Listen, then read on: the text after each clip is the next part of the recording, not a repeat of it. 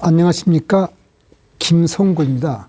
지난 시간에 죽음의 의미에 대해서 강의했던 사람입니다. 네, 교수님. 지난주에는 죽음의 의미에 대해서 강연을 해주셨는데 네. 오늘은 주제가 뭔가요? 오늘은 임사체험의 구체적인 사례와 윤회인데 과학적으로 그것이 두뇌가 만든 환상이라고 반박이 어려운 사례를 중심으로 말씀드리려고 합니다. 강연에 앞서서 이 과학계에서는 모든 것을 물질적으로 설명하는 유물론적 사고가 지배적이지 않습니까, 교수님? 네. 그런데 이 임사체험이나 죽음은 물질적으로 설명하기가 좀 불가능하지 않나요? 네, 바로 지금 현재 철학도 그렇고 과학도 그렇고 유물론이 대세입니다. 근데 사실 유물론에도 문제가 있거든요.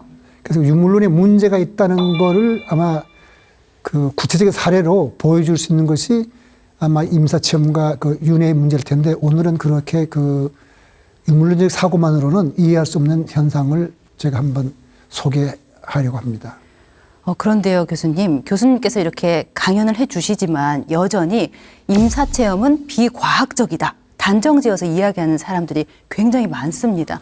이런 의견에는 또 어떻게 답을 주시나요? 근데 임사체험이 비과학적이라면 구체적인 사례를 놓고서 그것이 왜 비과학적이라는 말을 해야 되죠. 근데 그렇지 않고 그냥 비과학적이란 말은 사람이 가지고 있는 어떤 편견과 선입관에 의해서 내가 만든 어떤 세상만이 옳다고 말하기 때문에 그걸 우리가 독일말로 운벨트라고 그러는데 네. 자기가 만든 세상이에요. 내가 나의 편견과 선입관으로 만든 세상만이 옳다고 고집하는 거니까 그거는 옳은 태도가 아니고 그런 새로운 사실을 받아들일 때 우리가 어떤 태도를 취하는 게 옳은지는 아마 이 강의를 통해서 제가 한번 마지막에 말씀드리려고 합니다. 네, 교수님. 지난해에 사후세계와 죽음에 대한 물리적 고찰을 주제로 책을 출간하셨잖아요. 네네. 이렇게 강연이나 책을 통해서 현대를 사는 우리 현대인들이 임사체험이나 죽음에 대해서 꼭 알아야 할 이유가 있을까요?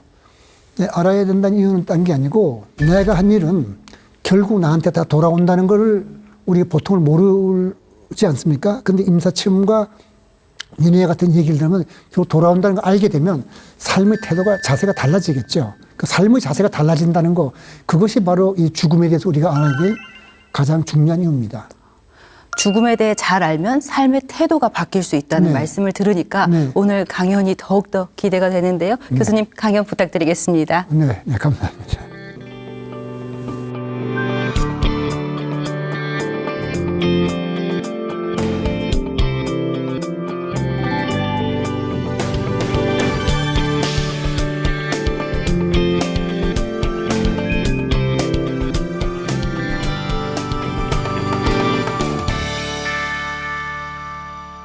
지난번 강의에 대해서는 제가 죽음의 의미에 대해서 말씀을 드렸는데요. 오늘은 구체적으로 과학적으로 판단하더라도 이것이 단지 두뇌가 만든 어떤 환상이라고 말하기에는 어려운 그런 임사체험과 윤회에 대한 사례를 중심으로 한번 죽음의 의미에 대해서 살펴보려고 합니다. 과연 우리의 의식이 몸을 떠나서도 작용할 수 있을까 하는 문제인데요. 지난번에도 제가 그 브루스 그레이슨이라는 정신과 의사가 그 홀리라는 학생의 유체이탈을 체험하고서 평생을 자기 임사체험의 연구에 몸을 바쳤다는 얘기를 했는데 오늘은 그보다도 좀 더 구체적인 얘기를 하려고 합니다.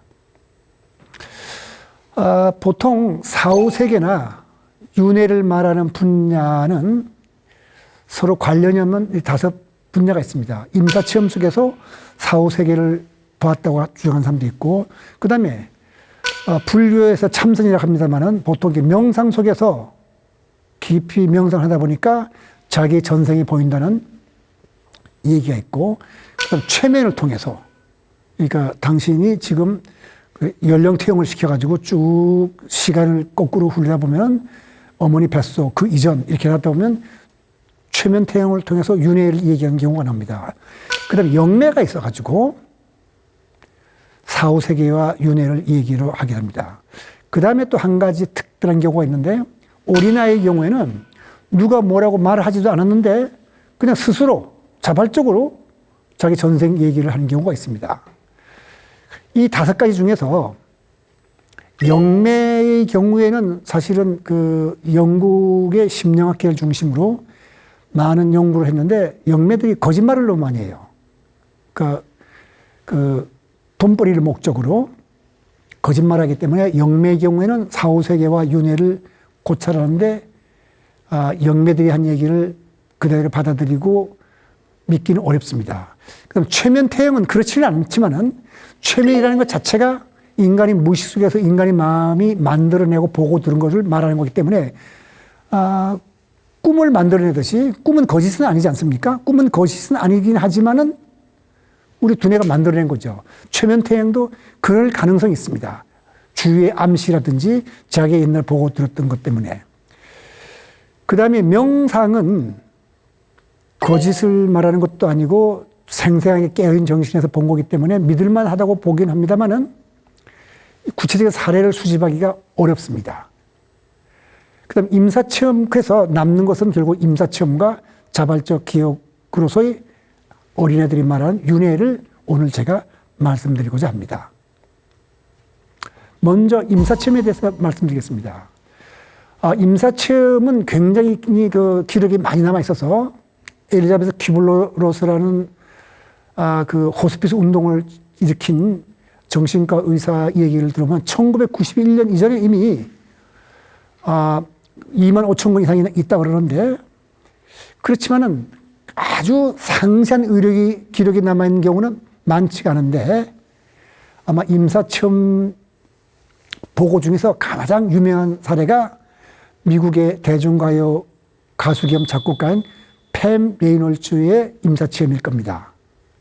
이 팸 레이놀즈는 1991년 35살 때 뇌동맥류라는 특별한 병에 걸렸는데요. 이 수술이 필요했습니다. 그 뇌동맥류가 뭔가를 보자면은 거의 그림에 보듯이 뇌에 영양 공급하는 동맥이 크게 부풀어 오른 거예요. 크게 부풀어 오르니까 이것이 다른 신경세포를 압력을 가해가지고 신경세포가 잘못되게 만들 수도 있고 또 이거 터질 수도 있죠. 터지면 소위 뇌졸중이 올 수가 있기 때문에 의사들이 면밀하게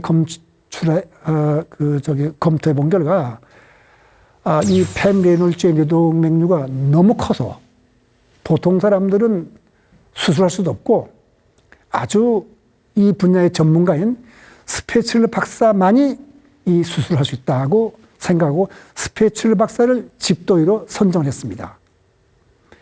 이 스페츠르 박사는 어떤 사람이냐면은 저체온 심정제라는 그 특별한 그 수술 방법을 개척한 사람인데요.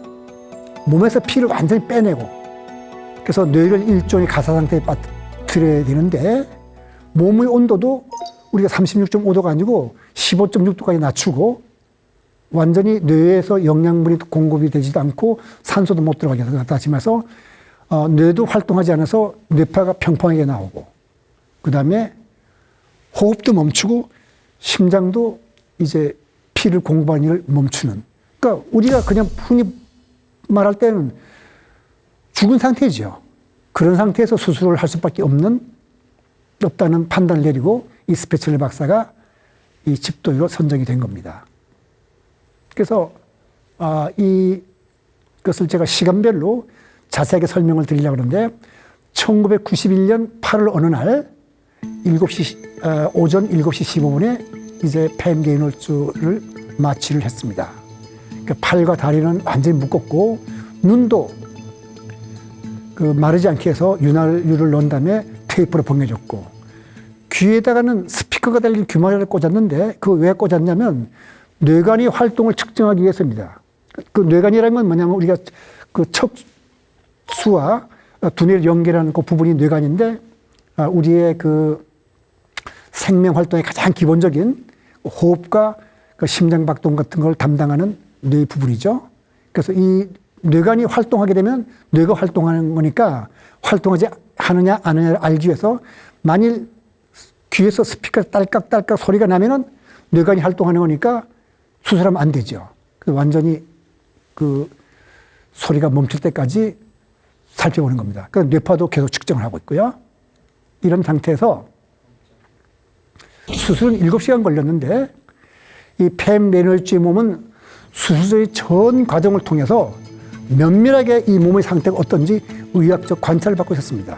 그러니까 시시각각으로, 아니, 시시각각이 아니라 순간순간이죠. 순간순간 이 몸의 상태가 어떤지를 의학적인 관찰을 받고 있었습니다. 그 기구들을 부착해갖고, 그 다음에 자세하게 어떤 일이 진행되고 있었는지 의학적 기록도 남아있는 거죠.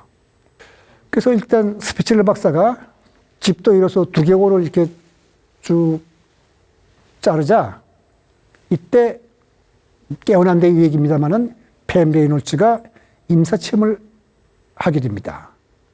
근데 뭐라 그러냐면은 자기가 꼭 몸에서 자기가 빠져나와가지고, 그 빠져나왔다는 것은 우리 정신이 따로 빠져나왔다는 거죠. 빠져나와가지고 수술실의 전체 전경을 다 보고, 내려다보고 자기 느낌에는 꼭 스페셜 박사의 어깨 위에 앉은 느낌이 들었대요. 그래가지고 수술실에서 일어난 일을 다 보고, 또 그 의사들이 서로 대화를 나눈 것까지 다 봤습니다. 그러면서 하는 말이 자신의 의식이 보통 살아있을 때보다 훨씬 더 생생하게 깨어있음을 느꼈다고 합니다. 그래서 이때 팸이 한 말을 직접 옮겨보면 이런 말입니다. 내 인생을 통틀어 의식이 가장 밝은 때라고 느꼈다. 비유적으로 말하면 나는 스패츌러의 어깨 위에 앉아있는 것 같았다. 그래서 수술 장경을 내려다보는 거죠. 그리고 그것은 통상적으로 보는 그런 풍경이 아니었다. 그러니까 보통 사람들이 깨어서 병원에서 의사들이 하는 걸 보는 그런 광경이 아니라는 것을 말하는 겁니다. 10시 50분에, 오전 10시 50분에서 이제 팸의 몸에서 피가 완전히 뽑히고 심장박동이 완전히 멈춥니다. 왜 그랬냐면은 실제로 두개골을 열어봤더니 이 뇌 동맥류가 너무 커서 이제 저체온 심정지법으로만 수술할 수 있기 때문에 피를 뽑은 거죠. 그 심장박동도 멈추고 뇌파도 평평해서 뇌파가 두뇌가 활동하지 않는 거죠. 그 다음에 뇌관의 활동을 측정하는 그 귀마개에서 나는 기구도 딸깍딸깍 소리를 멈췄습니다. 쉽게 말해서 임상적으로 완전히 죽은 겁니다. 심장도 뛰지 않고 호흡도 하지 않고 두뇌도 활동하지 않아요. 그래서 두뇌의 활동이 완전히 멈춘 것은 11시 20분이었습니다. 그래서 11시 25분에 스패츌러가 외과 수술에 들어갔는데 또 한 번 임사체험하게 됩니다. 근데 이때 임사체험은 아까 전에 말씀드린 것과는 달리 이때는 4, 5세계를 방문합니다. 4, 5세계에 가서 할머니와 삼촌을 만나고 삼촌이 이 팸을 구리 끝으로 데려갑니다. 지난번에도 제가 말씀드렸지만은 그 크레이그라는 학생이 임사체험을 할 때 어떤 굴을 통과했다 그러는데 팸 레이놀즈도 그런 굴을 지금 하는 거죠. 그러니까 굴 끝으로 데려갔고 거기서 팸 레이놀즈가 끔찍한 광경을 봅니다. 자기 몸을 본 거예요. 자기가 지금 죽은 상태에서 4, 5세기에서 자기 몸을 봤더니 내 몸은 사고가 난 열차례처럼 보였다. 보기에도 그렇고 죽어 있었다. 나는 겁이 났다. 그 모습을 보고 싶지 않았다. 그렇게 이제 말을 하는데 팸 레이놀즈는 사실은 그 삼촌이 떠밀어서 이제 다시 이 세계로 왔다는데 왜 그런 일이 생겼냐면은 자기는 그 4, 5세기에 머물러 있을 수 없고 자기가 두고 온 아이들을 보살펴야 되는 생각 때문에 이 세상으로 돌아가야 된다고 생각하니까 삼촌이 떠밀어서 자기가 이 세상을 왔다 그럽니다. 그런데 나중에 이제 수술이 끝난 다음에 이제 팸이 그 임사체험을 얘기를 했는데요. 그 팸이 들었다는 의사들 간의 대화는 실제로 의사들이 말을 주고받은 내용과 같았고 시간도 일치하고 있었습니다. 그다음 팸은 자기 수술 기구에 대해서도 말을 했는데 팸이 수술받게 되는 그 수술 기구들이 다 이렇게 헝겊에 둘러싸여 있었기 때문에 사전에 팸이 그 수술 기구를 볼 가능성은 없었습니다. 그런데도 불구하고 팸은 자기를 그 두뇌를 수술하는 그 두뇌를 자르는 그 수술 도구가 치과용 톱과 같았다고 말하는데 정확하게 그 묘사한 것도 정확합니다. 그래서 이런 기록이 남아 있어 가지고 이런 것들을 이제 그 여러 가지로 이제 방면으로 세상에 알려지자 2002년에 그러니까 그 임사체험 수술한 것이 1991년이니까 11년이 지난 다음에 영국 BBC 방송국에서 스페츠러 박사를 초청해 갖고 인터뷰를 했습니다. 그때 스페츠러 박사는 이런 말을 합니다. 생각을 하기 위해서는 뇌가 제대로 작동해야 된다.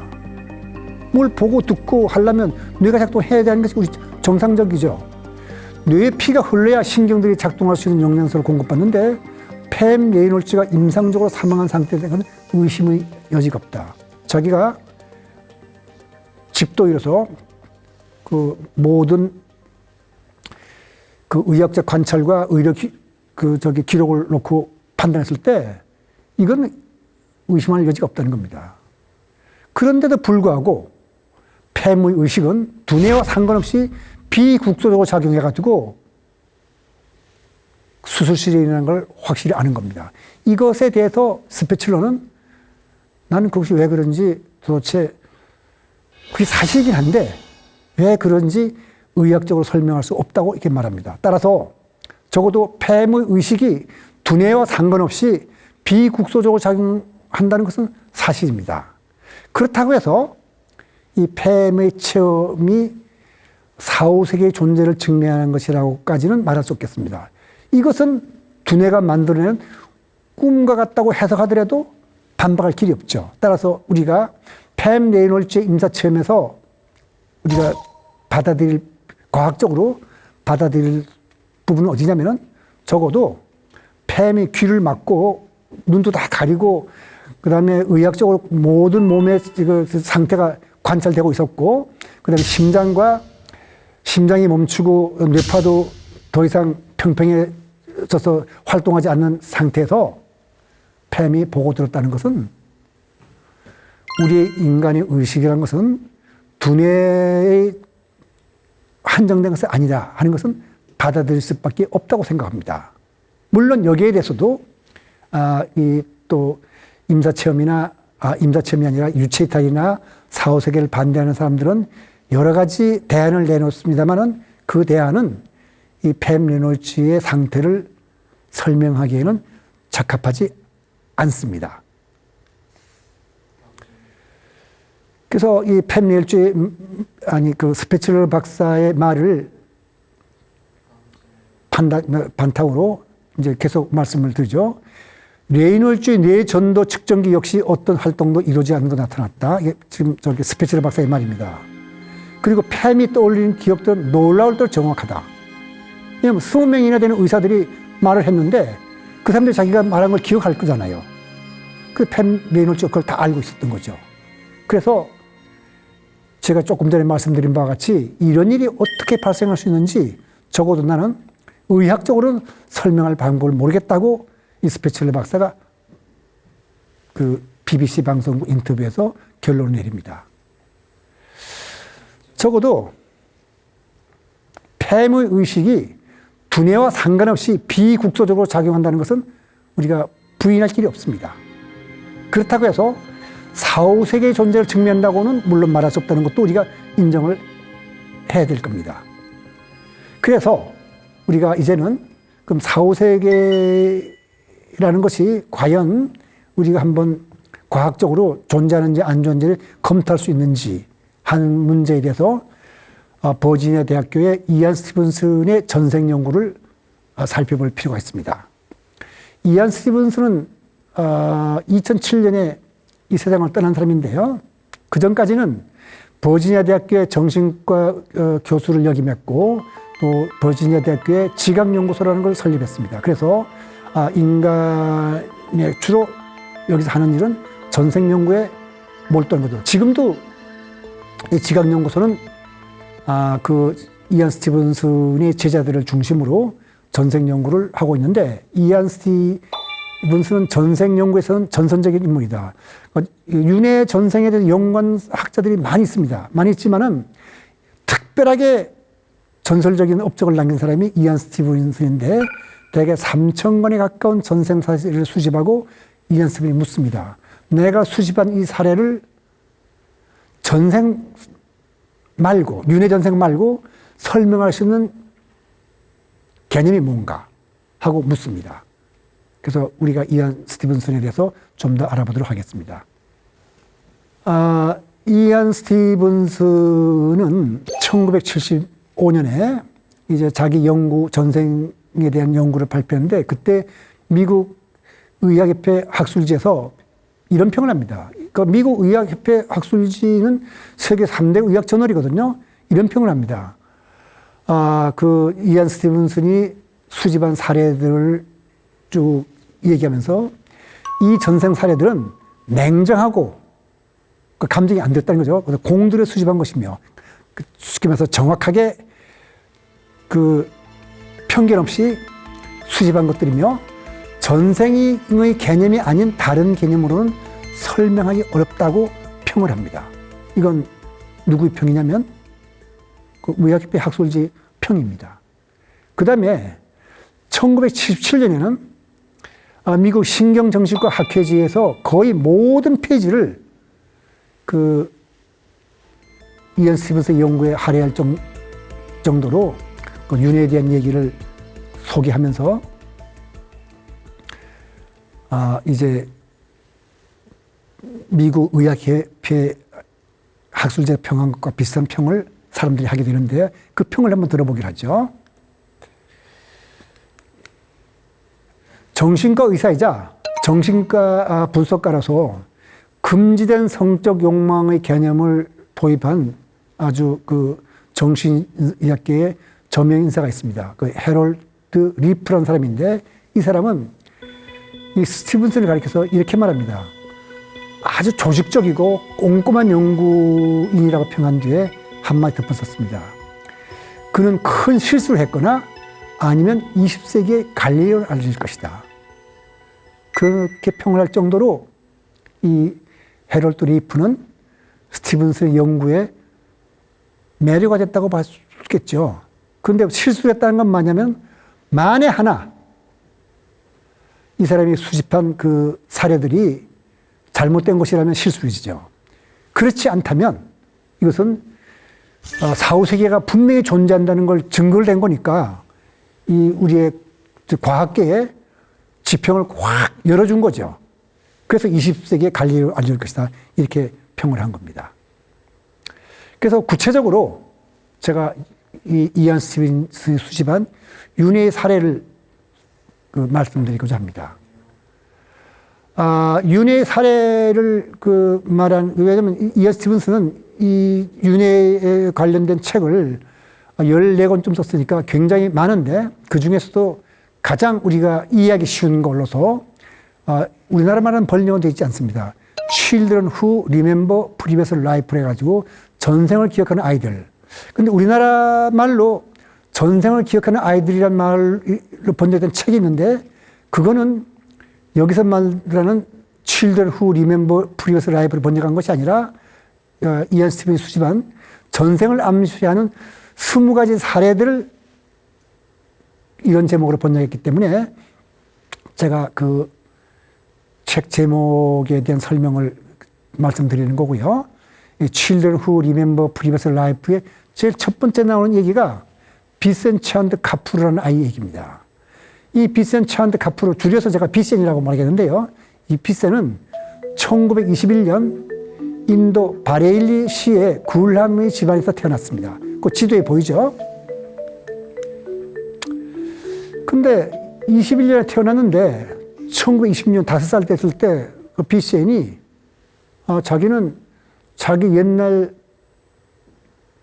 어떤 사람이었는지를 기억한다고 하면서 자기 전생 이름을 락스미 나라연이었고, 아버지는 바레일리시에서 북동쪽으로 80km 쭉 떨어진 필리비트 마을의 대주주로서 아주 부자였다고 말을 합니다.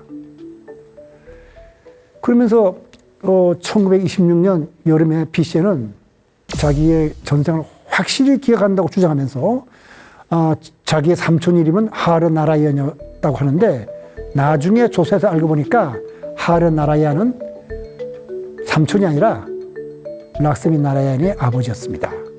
그리고 필리비티에 있는 지붕 구조와 가풍에 대해서 상세히 말하기 때문에 이게 이제 소문이 나죠. 그러다 보니까 바렐리시의 법률가인 샤와이라는 사람이 락스미 나라얀이 죽은 지 8년이 되기 전에 비센과 그 아버지의 형을 필리비티로 데려갑니다. 데려가서 조사를 했어요. 그래가지고 조사를 해서 그 조사 결과를 1920년 8월에 중앙제 리드지에 보고서를 제출하는데, 첫째, 비센이 락스미 나라얀의 집의 구조를 말을 했는데 찾아봤더니 정확하게 말한 대로예요. 거기에는 보통 사람은 알 수 없는 여자만이 들어가는 어떤 방이나 구조도 있는데 그것도 락스미가 많이 알 수 있는 건데 비센이 알고 있던 거예요. 그 다음에 락스미의 친구, 이미 지금 락스미가 죽은 지 지금 8년 뒤인 일이니까 락스미 친구와는 비센과 나이가 같을 수가 없죠. 그럼에도 불구하고 비센은 옛날 락스미의 친구들 다 알아봅니다.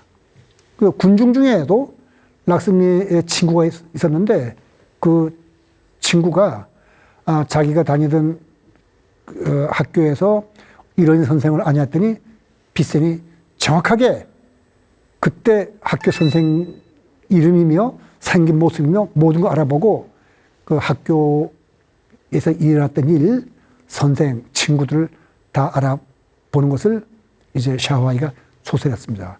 뿐만 아니라 비센은 락스미가 연주하던 타블라라는 악기도 얼른 알아보고 연주를 하는데 사실은 비센 집안은 가난해서 이 타블라라는 악기가 없어요. 근데 락스미가 연주하던 거라면서 타블라 악기를 연주합니다. 모든 것이 비센이 말한 것과 일치한다는 내용을 샤와이가 중앙제 보고를 하죠.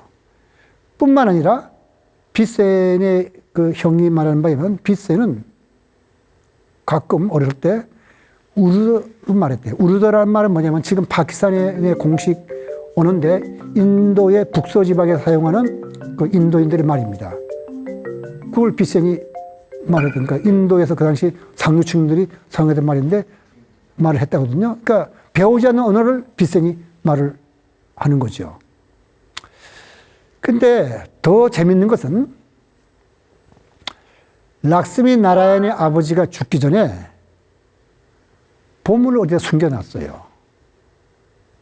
그런데 그 락스미의 그 남은 가족들은 아버지도 죽고 락스미도 죽은 다음에 그 보물이 어딘지를 몰라서 마치 비센이 락스미의 전생이 락스미였다니까 비센한테 물어봅니다.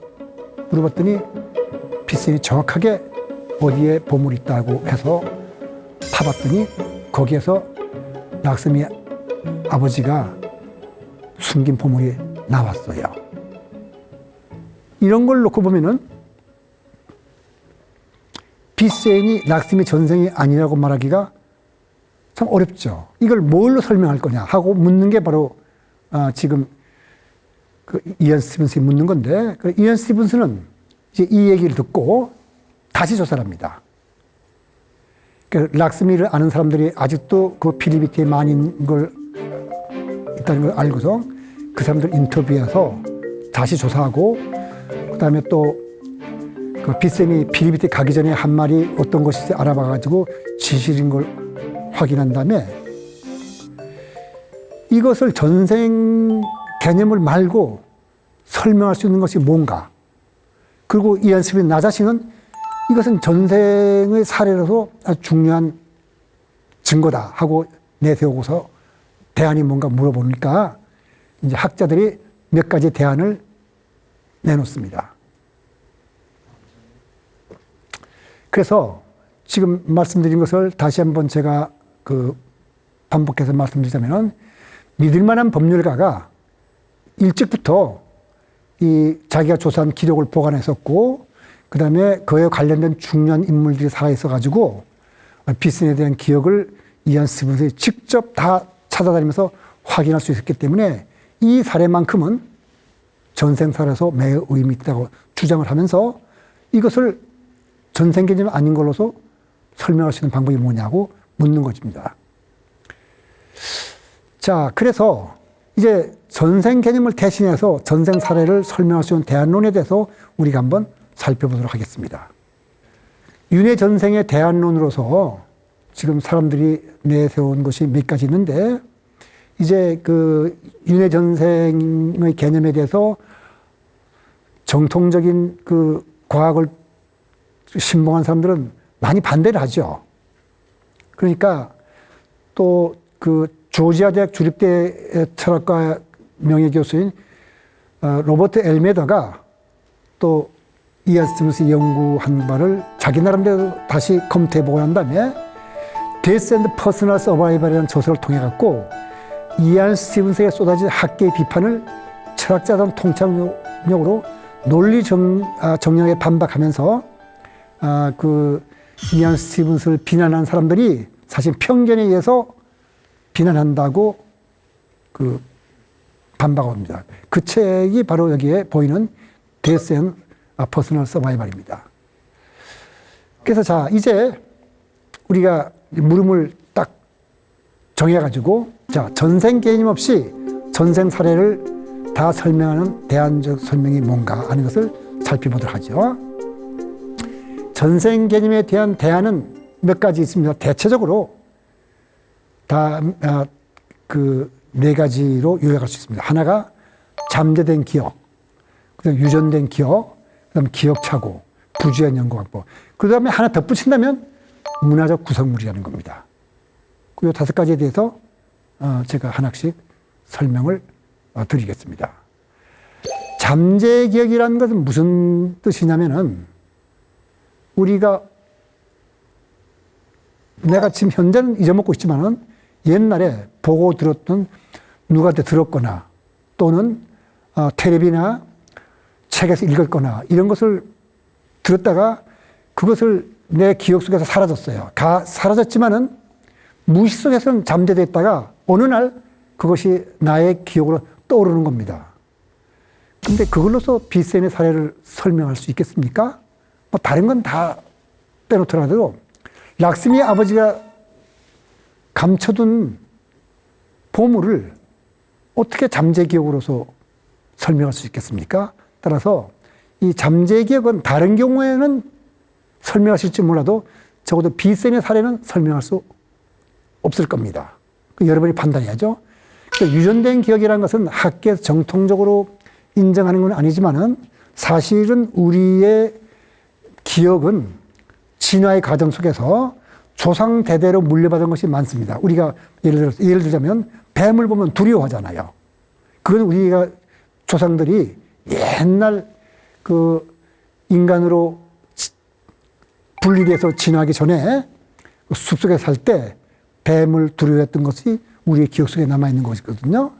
유전된 기억이죠. 그래서 기억이 유전된 건데, 근데 과거의 조상들이 가지고 있던 기억을 내가 물려받아서 전생을 기억한다는 것도 적어도 비생의 사례를 설명하지 못할 겁니다. 어떻게 배우지 않은 언어를 한다거나 또는 락스미 아버지가 감춰둔 그 보물을 알아낼 수 있겠어요. 물론 비센이 락스미 집안 사람이라면 유전된 기억을 설명할 수 있을 락스미 집안의 사람이라면 기억할 수 있겠지만 비센은 락스미하고 딴 집안 사람이잖아요. 따라서 이 기억이 유전됐을 리는 없어요. 그 다음에 하나가 기억 착오인데 이거는 이안 스티븐슨도 굉장히 고심하면서 혹시 자기가 수집한 사례가 기억 착오로 인한 것이 아닐까 하는 걸 생각하는데 이게 뭐냐면은 어린아이가 무심코 어떤 말을 한다면은 그 윤회 전생을 믿는 문화 속에서는 부모들이 그거를 얘가 전생 얘기를 하나 보다 하고 부추기는 거예요. 너 이런 것은 없었냐고 물어보면은 아이들이 그런 유도 질문에 의해서 그런 게 있었다고 할 수도 있고 그러다 보면은 옛날에 죽었던 어떤 사람과 비슷한 사람을 만들어 가지고 그 집에 찾아가서 그때 이 집안에서 이러이러한 일이 있었는데 우리 아이가 그런 기억을 지금 하고 있으니까 한번 대화를 나누면서 그 과정 속에서 또 아이들한테 유도 질문을 통해 가지고 그 아이가 마치 옛날 이 어떤 집에 있었던 사람이 했던 일을 자기 기억처럼 기억을 해가지고 그 윤회 전생 얘기를 한다는 겁니다. 이것은 여기에 의도적으로 누구 속이려고 거짓말한 건 없는데 단순하게 유도 질문이라든가 그 부모들이 만들어내는 분위기 속에서 어떤 기억 하나가 어린아이한테 만들어진 거이기 때문에 이건 있을 수 있어요. 그래서 이안 스티븐슨도 자기가 수집한 사례는 이런 것이 있는지 없는지 다 검토해서 없었다고 판단을 하고 냈다고 그럽니다. 그 다음에 하나가 부주의한 연구 방법이죠. 그런데 이 부주의한 연구 방법에 대해서는 이안 스티븐슨의 조교도 그렇고 몇 사람들이 말하지만은 사실은 이안 스티븐슨의 책을 읽어본 사람들은 그 부주의한 연구 방법으로서는 설명할 수, 그 이안 스티븐슨이 공격할 수 없어요. 그 11개 사례만큼은 이안 스티븐슨을 공격한 사람들도 그 11개 사례만큼은 부주의했다고 말을 못합니다. 근데 사실은 11개도 엄격하게 너무 따져서 꼼꼼히 따져서 그런 거지 사실은 이안 스티븐슨의 연구 자료를 읽어본 사람들은 1975년 미국 의학협회지에 실린 내용처럼 정말 꼼꼼하고 정성들의 수집한 사례이기 때문에 그 부주의한 연구 방법으로서 이안 스티븐슨 사례를 설명할 수 없습니다. 그 다음에 하나가 문화적 구성물이라는 건데 이건 무슨 뜻이냐면은 사실은 전생 사례라는 것은 인도나 동남아시아와 같이 윤회를 믿는 문화 풍속 속에서 만들어진 이 얘기를 미국에 있는 이안 스티븐슨이 이게 만들어진 얘기인지 모르고 사실이라고 착각하고 수집한 거라고 하는 건데 이것은 그렇게 설명할 수 없는 것이 미국에도 윤회 전생 얘기가 많고 유럽에도 또 윤회 전생 얘기가 또 많이 있습니다. 그럼 터키, 브라질, 레바논 등 그 윤회를 믿지 않는 문화 속에서도 어린아이들이 또는 그 성인들이 그 전생 얘기를 하는 경우가 있기 때문에 문화적 구성물로서도 이안 스티븐슨이 수집한 사례를 설명할 수는 없습니다.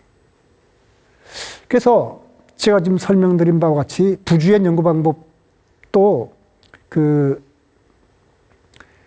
이안 스티븐슨의 그 사례를 공격하기는 어렵기 때문에 현재로서는 전생 개념 외에는 이안 스티븐슨이 수집한 사례를 설명할 수 있는 다른 대안이 없다고 결론을 내릴 수밖에 없습니다. 물론 지금도 반대하는 사람이 더 많죠. 그렇지만 이 사람들은 이런 대안 말고는 이걸 공격하는 다른 방법을 내놓고 있지 못합니다. 그러면서 이 세상에 전생 개념 같은 것은 있을 수 없다 이렇게 말할 뿐입니다. 그렇다면 우리가 어떤 판단을 내려야 될까요?